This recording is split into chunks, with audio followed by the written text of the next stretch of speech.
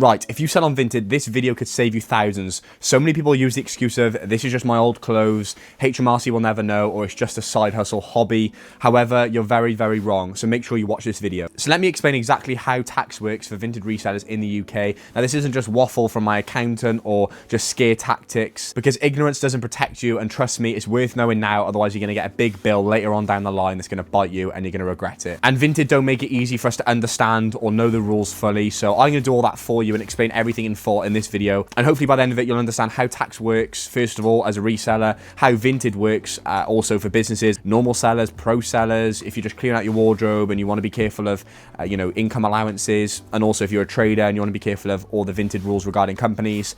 Before I get into it, if you could like this video, it'd be much appreciated to help this video, and also just subscribe if you get a chance as well. It'd be much appreciated and it would help me out massively. So let me debunk the first myth of, it's just a hobby, I don't need to pay tax. You couldn't be more wrong. HMRC, don't care what you call it. If it looks like a business, it's a business in their eyes. So you might ask, when does Vinted become a business?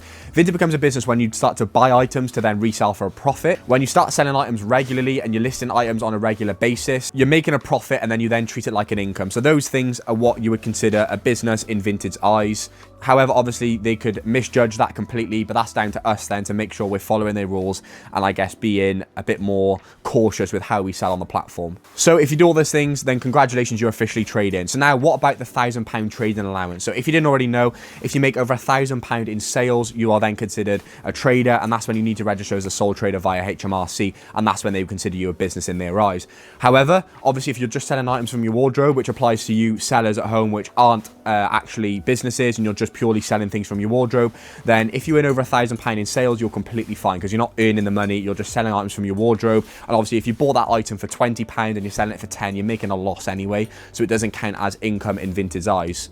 However, if obviously you're doing this on a repeated basis, then they could obviously see it as a business, which goes back to my point of, if Vinted see it as a business, it's a business. So if you're constantly listing items, you're constantly selling items, you're making £3,000, £4,000, £5,000 on Vinted selling your wardrobe items, then obviously to them, that is going to look like a business. You might genuinely just be selling loads of old clothes, and obviously you might be able to prove that. However, if you're doing it on a regular basis, then you're going to get caught out, so I know resellers who have businesses who are selling under personal accounts, and they've been selling thousands of items and have not got caught. So you're okay on that end, I think. But obviously, if you are constantly selling items and you are actually turning it into a business, then obviously this is where you actually need to consider turning it into a pro account. But more importantly, keeping HMRC happy, because that's one thing you can't avoid. You can obviously bend the rules with Vinted and try and avoid turning into a pro account. However, I do believe eventually you will get asked to turn it into a pro account. However, we're talking about HMRC here and how you can keep them happy and make sure you don't get caught and you don't get a big bill later down the line, and yeah, you end up making a big mistake. So like I said, the £1,000 allowance is technically not sales, it's just income or profit.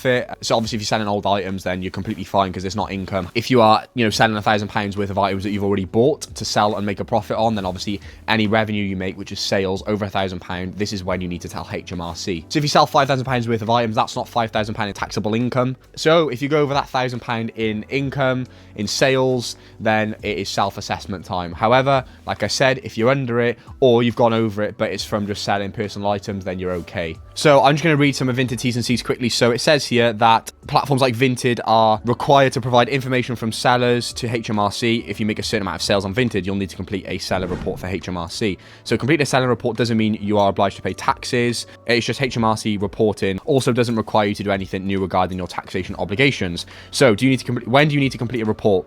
So if you don't hear from us, you're fine. However, if you reach the threshold of one of the below, then you'll be contacted by Vinted. Again, there's no obligation to pay tax or anything like that, but it is simply if you make over 30 sales within a calendar year or you sell over £1,700 worth of items.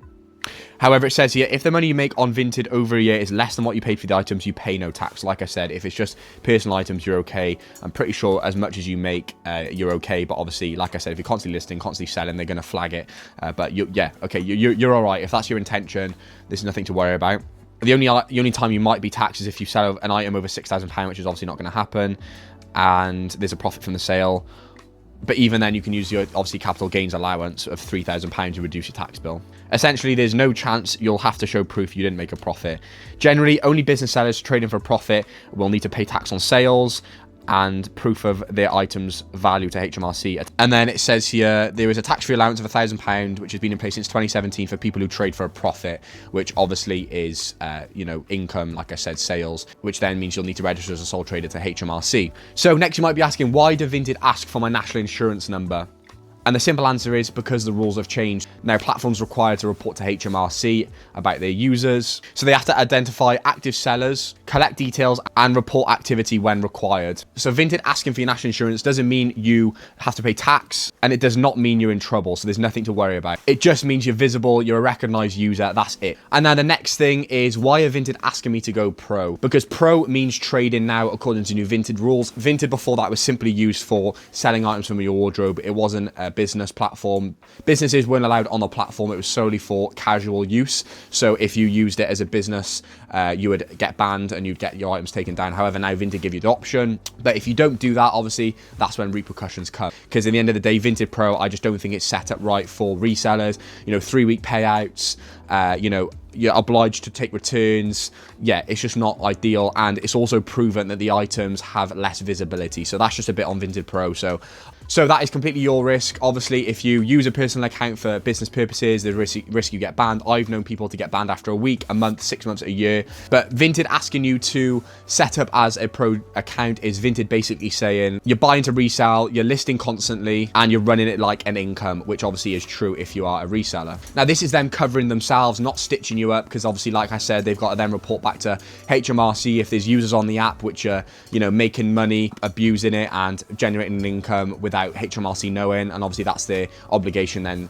Now, this isn't just Vinted. This applies to Depop, eBay, Vinted, Etsy. They all share the same rules. Being reported doesn't mean tax is due. It just means HMRC are going to ask questions. You're going to need to answer those questions, and you're not going to have the answers or the right answers they're looking for. So that is pretty much everything regarding the Vinted platform. Now, let's talk about tax and how you can pay less tax legally. Registering as a sole trader is fairly straightforward. You can do it in a few minutes on the Gov website. It means that you're safe. You can sell without having to worry about the weight of HMRC getting onto your back. It just means you need to submit a self-assessment every year. It's got to be paid and submitted by the 31st of January. So that's when your tax will be due. So for example, my accounts have just been submitted now. I don't have to pay tax till the 31st of Jan. And that was from April 24 to April 25. And then next year it'll be April 25 to April 26, tax due by January 31st, 27.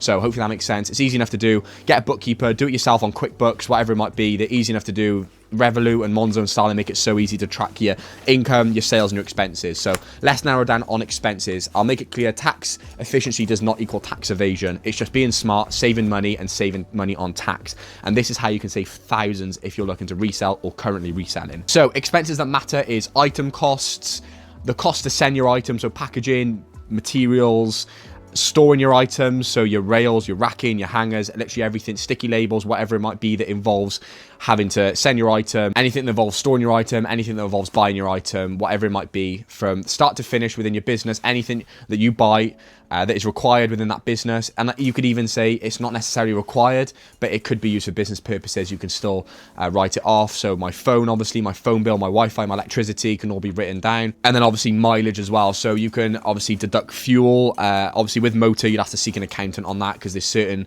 amounts you can deduct, or it depends what the mileage was for. However, I know there is a scheme with regards to mileage, and you can claim back a certain amount of money per mile you drive for business purposes. So last year, I think I claimed back about £3,000 in mileage. This is why it's best to get an accountant, because they'll reallocate money. So if you've got multiple businesses, or you've got a business and you're a sole trader, they can, allocate fuel to one company and then also mileage to yourself and move things around. So it's very much worth it. It costs no more than a couple hundred to £1,000 a year for a sole trader, if that, sometimes less. Mine's like 400 quid a year. Now, if you have no records of any of this, you're going to overpay on tax. So keep track of everything. Either connect your bank to a third-party bookkeeping software. Like I said, you've got QuickBooks, you've got, there's loads. I can't even think of them off the top of my head, but I can leave some in the description, or pinned comment. Actually, I'll put a pinned comment with some suggestions, or track it all on a spreadsheet. And like I said, if you've got an accountant, they'll just sit down with you or ring you once a year or a few times a year and just go through your accounts when it's tax season and just get you to explain what your expenses were for, and then obviously they'll deduct it. So HMRC don't care about what you sell, what you buy. All they care about is you paying tax, how much you make. So obviously they will inspect things, which obviously is why it's good that you have records, or you make sure you connect your bank, or you keep track of expenses. However, they're not going to want to know what item you sold, when you sold it, how much for. While yes, it's good for your business to track all of your sales, which I suggest all my clients do. However, it's not necessary to pay tax. All they want to know is how much you sold, how much those items cost you to sell, and then obviously you can work out your profit. But the important thing is getting that profit number down as low as possible, which is where you can save tax, because you'll get taxed, obviously pay 20% income tax if you're in the lower tax bracket on that profit left over, your net profit, which is everything minus expenses. HMRC are patient. However, they've always got eyes. They'll let you keep digging the hole, and before you know it, you're going to get a bigger and bigger fine, bigger penalties, and yeah, it's just not worth it. They'll charge interest on tax not paid. Yeah, just make sure you're doing it right, and it's not as bad as people make it out to be. You know, I didn't start paying tax, I'll be honest with you, until I was doing 80, 90 to 100,000 pound turnover, because I was constantly reinvesting my money. It meant that my net profit was low, and low net profit is a good sign. Net profit, if it's low, it doesn't matter. It just means you're reinvesting your profit and your money. However, obviously keep an eye on your gross profit figures, because obviously that'll determine how healthy the business actually is. There's nothing to worry about if your net profit's low, but it's good to know the ins and outs of your business and the figures, and also how HMRC works, because I didn't have an accountant for the first few years, so it was important that I knew my figures, my business turnover, how the platform works, and obviously with Vinted always updating the T's and C's is always worth keeping an eye on it. And obviously I've got a TikTok, Sellick double K, and I know loads of other TikTokers, obviously Dalty Reseller, Sam Behind the Sale, they always do videos on Vinted T's and C's and stuff like that. So yeah, it's always good to keep an eye on all of that. So in short, if Vinted are asking for your national insurance number, it doesn't mean you're in trouble. It just means that obviously the platform's changed, they require details from you, and that's all it is. And obviously we've talked on everything else as well. So yeah, any questions or thoughts, just leave them in the comment section below. I'll leave a pinned comment with some more information if I remember. I should do. And like always, please like, comment and subscribe on this video, it'd be much appreciated. And if you want to join the biggest reselling community in the UK, well, even Europe, go to the first link in the description, elscoaching.uk, and we'd love to have you inside.